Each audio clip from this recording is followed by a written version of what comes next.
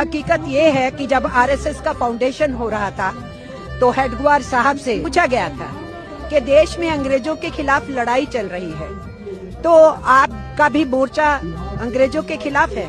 क्योंकि उसी टाइम में कम्युनिस्ट पार्टी भी बन रही थी, तो कम्युनिस्टों से पूछा गया तो उन्होंने कहा हम अंग्रेजों के खिलाफ लड़ेंगे और आजाद हिंदुस्तान में समाजवादी समाज बनाने की लड़ाई को आगे बढ़ाएंगे। उसी टाइम में इनका मोर्चा बन रहा था, तो इनसे भी पूछा गया कि आप अंग्रेजों के खिलाफ लड़ोगे? उन्होंने कहा हम नहीं लड़ेंगे।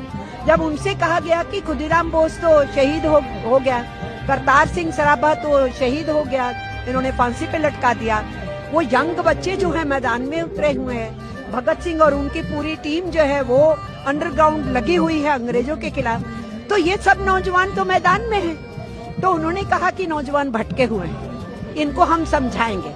फिर उनसे पूछा गया कि आपके प्रेरणा स्रोत क्या है, तो उन्होंने कहा हिटलर और मुसोलिनी। फिर इनसे पूछा गया कि आपका फलसफा क्या है, आपकी आइडियोलॉजी क्या है, तो उन्होंने कहा नाजीवाद फासीवाद।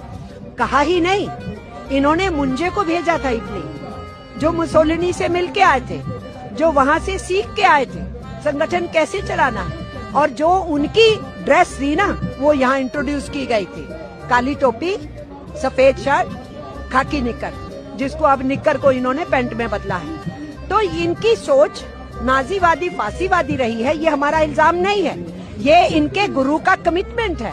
उन्होंने कहा ये हमारी सोच है, हमारा इल्जाम नहीं है कि तुम हिटलर के चेले हो, मुसोलिनी के चेले हो।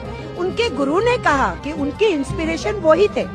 इसलिए जिन लोगों की ये सोच थी और जो ब्रिटिश साम्राज्यवाद से लड़ना नहीं चाहते थे और ट्रेड यूनियंस मैदान में थी और लड़ रही थी, 1920 में AITUC बन चुका था पूरे देश के अंदर, सारे देश की जो यूनियनें थी वो एक राष्ट्रीय झंडे के नीचे आ गई थी AITUC में, तो वो तो लड़ रहे थे। तो अंग्रेजों से लड़के इस देश के मजदूरों ने ट्रेड यूनियन एक्ट लिया 1926 का। 1922 में हमने हासिल किया अपने खदानों में काम करने वाले, खनिजों में काम करने वाले माइंड एक्ट उनके लिए हासिल किया। हमने 1923 में कानून अंग्रेजों से छीना, compensation act, compensation and maintenance. हमने 1935 में पेमेंट ऑफ वेजेस एक्ट हासिल किया और उसको लेकर के हम आगे बढ़े और काम के घंटे सुनिश्चित हो, सामाजिक सुरक्षा दी जाए, भविष्य की पेंशन दी जाए, ये सब चीजों के ऊपर लड़ाई चल रही थी। तो हमारा इल्जाम ये है कि हम तो लड़े, विदेशी हुकूमत के खिलाफ लड़े, हमारा कॉलोनियल माइंडसेट नहीं है जो गवर्नमेंट ने लेबर कोड्स को नोटिफाई करते हुए बोला।